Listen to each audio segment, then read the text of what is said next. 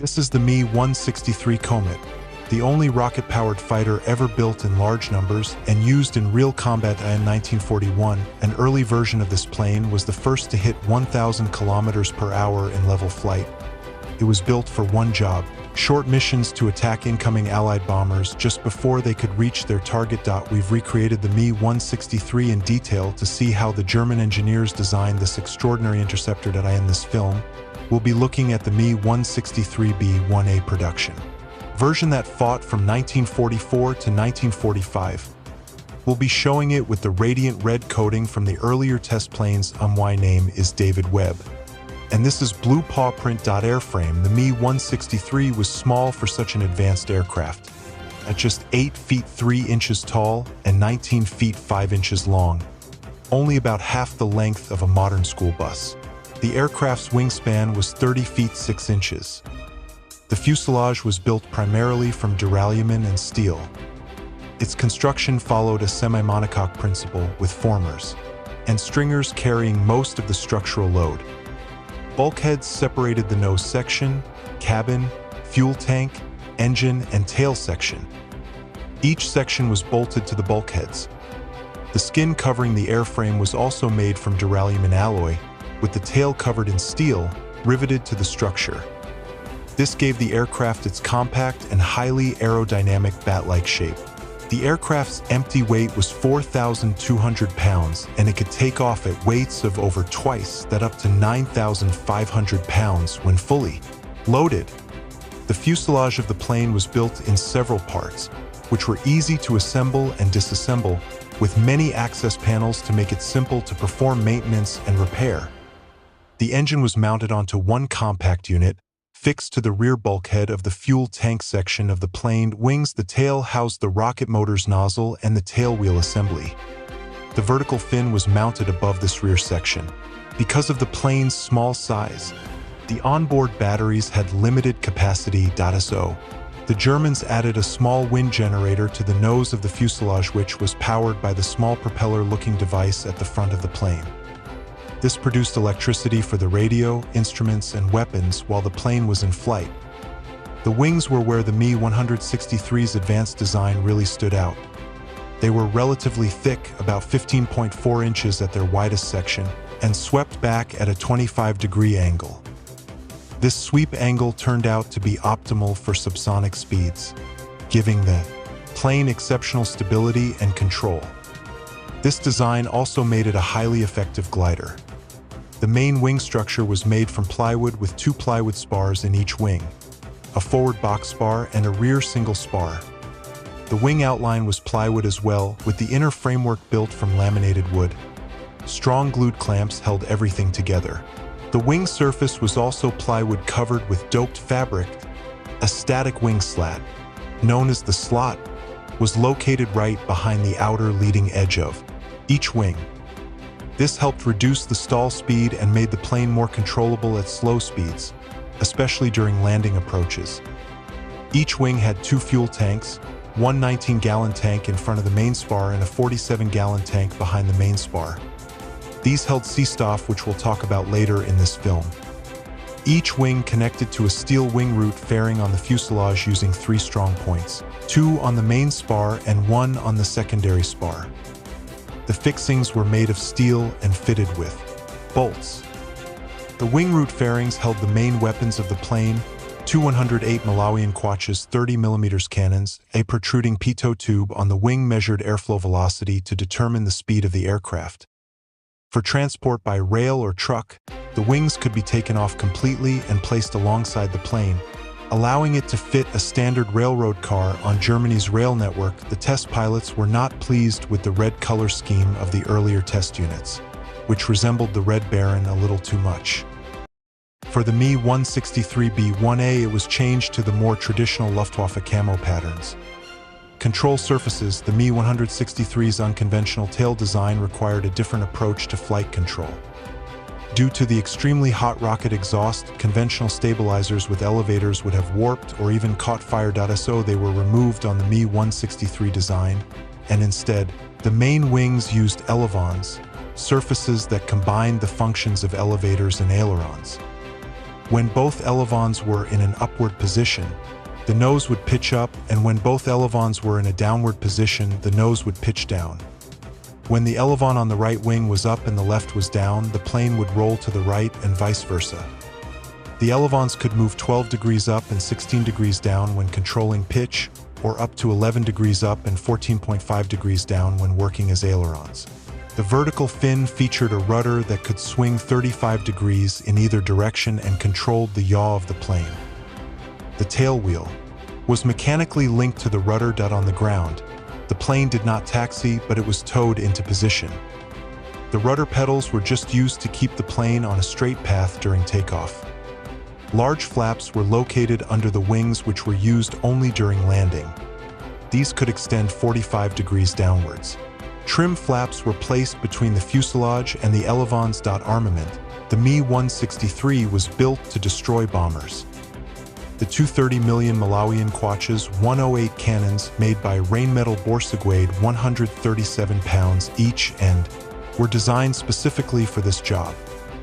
The length of each gun was 3.48 feet and its barrel 1.9 feet. The electro-pneumatic system cycled through each shot at 650 rounds per minute, with the muzzle velocity at 1,706 feet. With 60 rounds per gun, holding the trigger down would empty both weapons in less than 6 seconds. Each shell weighed 0.66 pounds and carried 0.18 pounds of explosive charge. They had very thin walls to maximize explosion. Normal 20mm guns often needed 20 hits or so to take down a heavy bomber. The Me-163's cannons could destroy a B-17 with just 4 hits. A single direct hit was often enough to wipe out a fighter. Due to its distinctive pounding sound, Allied aircrews called the 108 Malawian kwaches the pneumatic hammer.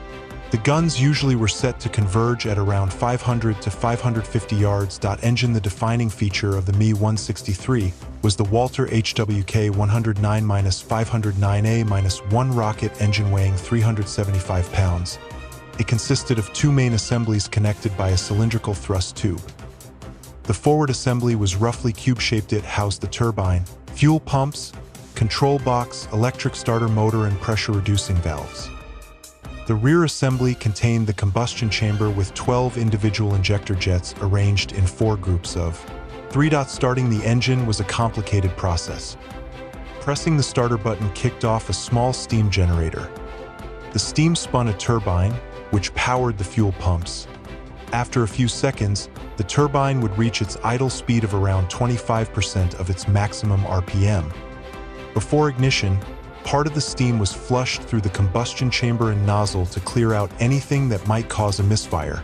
The rest vented under the tail as visible white clouds. The throttle had 4 settings: AT idle, no.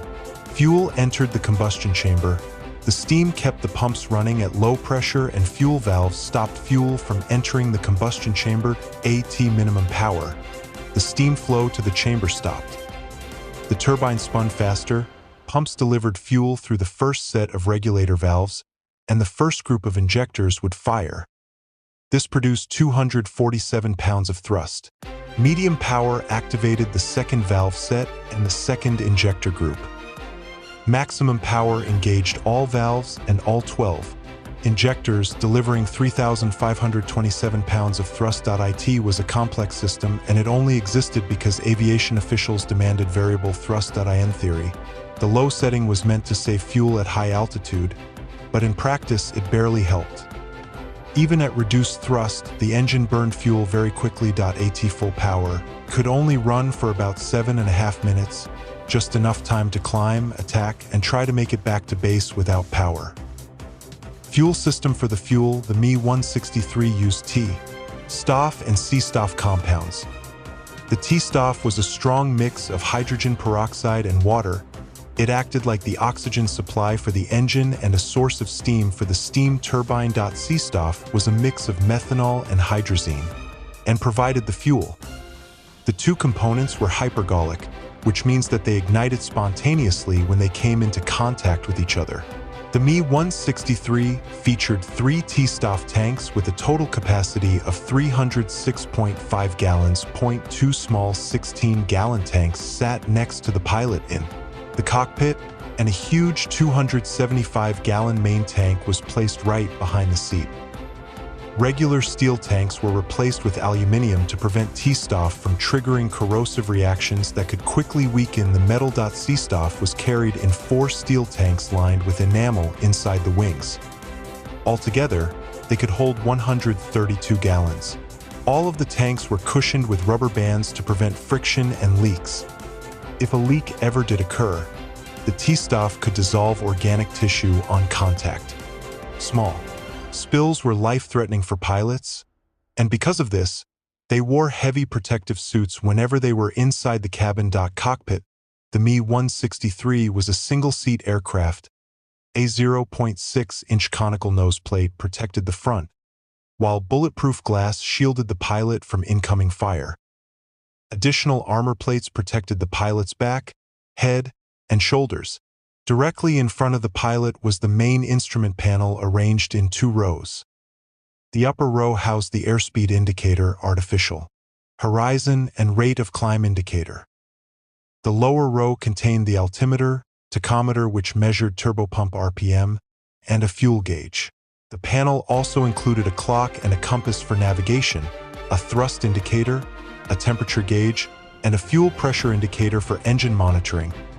Warning lights showed the status of electrical systems, radio equipment, and oxygen supply. The standard Luftwaffe Revi .16B gun sight sat above the instrument panel for aiming the cannons. Behind the panel was the radio and battery system. The control stick and rudder pedals provided flight control, while the trim regulator allowed for fine adjustments. Instead of a traditional throttle, a power setting selector was mounted over the left T-Stoff tank. Levers for the landing skid and for jettisoning the canopy were positioned forward of the tank on the right side. Above the T-Stoff tank were controls for oxygen, electrical systems, and radio equipment. The Me-163 had an unpressurized cockpit, which made it challenging to fly. Pilots required altitude chamber training and special low-fiber diets before flights to prevent internal gas from expanding painfully during the aircraft's rapid climb. Takeoff and flight. To get the Me-163 ready for takeoff, ground crew used the Schluckschlepper, a specialized 3-wheeled tug, to position the aircraft on its takeoff dolly. The plane never taxied under its own power because the rocket fuel was too precious. After refueling, the pilot began the startup sequence. He would turn the master switch to activate electrical systems, then the radio switch. The instrument panel came alive. He checked radio contact with flight control, then tested the control stick and rudder pedals. The pilot then moved the throttle to the start position. Only then could the starter button be pressed. Moving the throttle lever through its settings brought the engine to life. C-Stoff cooled double-walled combustion chamber, then passed through atomizing nozzles. T-Stoff then entered through its own nozzles. When the chemicals met, they exploded into flame, producing gases that provided thrust, starting the acceleration. German pilots used the Scarfer start, the sharp takeoff. The Me-163 accelerated down the runway on its wheel dolly. At about 80 miles per hour, the control surfaces became effective. The pilot could finally steer with rudder and elevons instead of just the tail-wheeled. At 200 miles per hour, the aircraft lifted off. It flew horizontally, building speed to 420 miles per hour with the dolly still attached to the plane. Then the pilot would pull the skid up, releasing the dolly's locking mechanism. A pneumatic ram pushed the dolly away from the skid. With the weight gone, the pilot would pitch the Me-163 into a 70-degree climb, an angle no other fighter of the war could match. While most fighters of the war could manage a maximum vertical speed of 49 to 66 feet per second, the Me-163 could rocket upward at 266 feet per second. In less than 4 minutes, it could reach 39,000 feet. And once it reached that height, the Me-163 could cruise at 550 mph. Combat fuel limitation was a major issue. Pilots usually only had enough for 2 attack runs before they had to break off and return to base. Most of the time, pilots spotted their targets once they reached altitude. Massive boxes of B-17s droning towards German cities. For the pilot, There was little time to make decisions. The concentrated burst of power from the rocket engine delivered altitude and closure in a matter of seconds. Whatever happened next had to be completed inside that narrow window. The pilot had to choose: climb above the bomber formation, then dive down through the defensive fire, or make a low approach, cut across from below, climb, and dive again. Both methods reduced contact to a few seconds. The operational speed of 534 to 558 miles per hour created a huge aiming challenge. The pilots flew at slightly less than half the speed of their own shells as they exited the gun. That forced the pilot to aim with a long lead, aiming not where the bomber was but where it would be. The pilot fired short bursts, counting rounds and watching tracers arc towards the formation. High traverse speeds and rapid approach of Me-163 and efficient armor in the frontal projection made the defensive fire of Allied gunners almost ineffective. Once ammunition or fuel was spent, the pilot could return to base.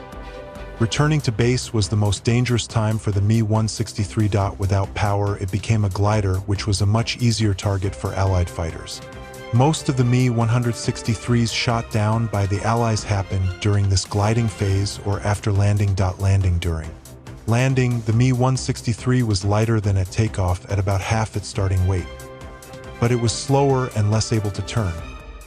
Approaching the runway, pilots slowed to below 185 mph, lined up the plane, extended the landing skid, and lowered the flaps. The touchdown happened at around 140 mph. The landing skid was less than perfect for absorbing shock, so extra springs were added to the pilot's seat to reduce the impact. The struts holding the skid were also rather weak. Any bump from a hole in the runway or a hard landing could break the skid and cause a serious crash.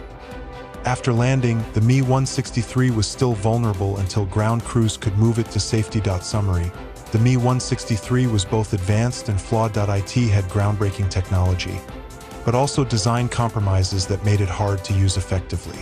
The fact that it could fly as both a glider and a rocket fighter made it completely unique for its time.